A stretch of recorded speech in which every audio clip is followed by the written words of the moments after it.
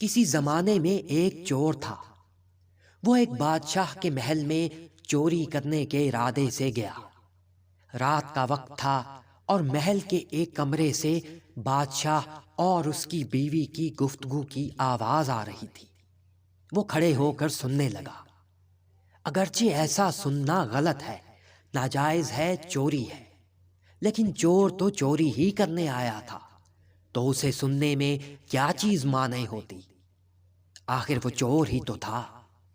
اس چور نے سنا کہ بادشاہ اپنی بیوی سے کہہ رہا ہے کہ میں اپنی بیٹی کی شادی ایسے آدمی سے کروں گا جو نہایت متقی اور پرہیزگار ہوگا، بہت اللہ والا ہوگا۔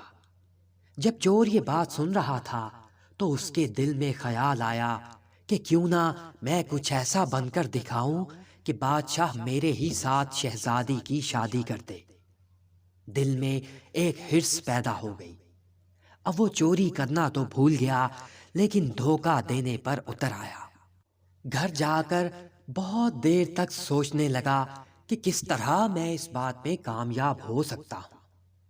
پھر ایک تدبیر اس کی سمجھ میں آئی کہ بادشاہ کے محل کے قریب ایک مسجد ہے، اس میں جا کر بزرگانہ لباس پہن کر اور انہی کی وضاقتہ اختیار کر کے وہاں دن رات عبادت میں مشغول ہو کر اگر بیٹھ جاؤں تو شاید یہ بات بادشاہ تک ضرور پہنچے گی کہ کوئی آدمی یہاں ایسا متقی پرہیزگار ہے جو دن رات اللہ کی عبادت میں مصروف رہتا ہے، تو ہو سکتا ہے کہ بادشاہ کی نگاہ میرے اوپر پڑ جائے اور میں شہزادی سے شادی کے لیے چن لیا جاؤں۔ یہ اس چور کا ایک نہایت حقیر اور ذلیل دنیاوی مقصد تھا جس کے لیے وہ ارادہ باندھ چکا تھا۔ پھر اس نے اپنے پروگرام کے مطابق بزرگانہ لباس و پوشاک وضاقتہ اختیار کر کے اس مسجد میں جا کر نمازوں پر نمازیں، ذکر و تلاوت اور مراقبہ سب شروع کر لیا۔ دن گزرتے رہے اور لوگوں میں شہرت ہوتی گئی کہ کوئی اللہ کے بہت بڑے ولی یہاں آ گئے ہیں جو دن رات عبادت میں مشغول رہتے ہیں۔ یہاں تک کہ یہ بات بادشاہ تک بھی پہنچ گئی کہ یہاں کوئی اللہ والے آ کر بیٹھے ہیں، جوان، زہد و عبادت میں لاجواب، تقویٰ و طہارت میں بے نظیر۔ جب بادشاہ کو یہ بات معلوم ہوئی تو انہوں نے اپنے ارادے کے مطابق غور و فکر شروع کر دیا کہ شہزادی کے متعلق جو سوچا تھا اس کے لیے اسی کا انتخاب کیوں نہ کر لیا جائے۔ بادشاہ نے اس سلسلے میں گفتگو کے لیے اپنے ایک وزیر کو اس شخص کے پاس بھیجا۔ وزیر اس شخص کے پاس مسجد پہنچا اور باادب ہو کر اس سے کہا کہ میں آپ کی خدمت عالیہ میں بادشاہ کی طرف سے ایک پیغام لے کر آیا ہوں۔ اس نے پوچھا کہ کیا پیغام ہے؟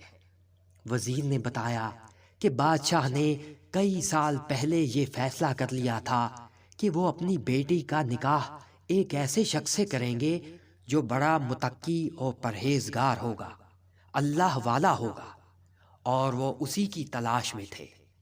اب جو نظر گئی ہے تو ان کی نظر انتخاب آپ پر آ کر رک گئی ہے، لہذا بادشاہ نے مجھے بھیجا ہے کہ اس سلسلے میں آپ سے بات کی جائے۔ یہ شخص جو دراصل اسی تمنا اور آرزو میں یہاں آ کر بیٹھا تھا، بہت دیر تک وزیر کی گفتگو سنتا رہا۔ اس کے بعد اس کی آنکھوں سے آنسو جاری ہو گئے۔ وزیر نے پوچھا کہ کیا بات ہے؟ تو کہنے لگا کہ آج جو پیغام آپ لے کر آئے ہیں یہ پیغام مجھے منظور نہیں ہے۔ وزیر نے پوچھا کہ کیوں منظور نہیں ہے؟ اس شخص نے کہا کہ دیکھیے، میں آپ کو صاف صاف بات بتاتا ہوں کہ میں اصل میں ایک چور تھا اور ایک مرتبہ بادشاہ کے محل میں چوری کے ہی ارادے سے گیا تھا۔ پھر جو کچھ بھی ہوا اس کو سنایا اور اس کے بعد اس چور نے کہا کہ میں نے تو یہ وضاقتہ محض اسی حرص کی وجہ سے اختیار کی تھی، لیکن جب میں یہاں آ کر بیٹھا تو میرے خدا نے مجھے اپنا بنا لیا۔ اب بس اس کے بعد مجھے اور کسی کی ضرورت نہیں ہے۔ میرے لیے میرا خدا کافی ہے۔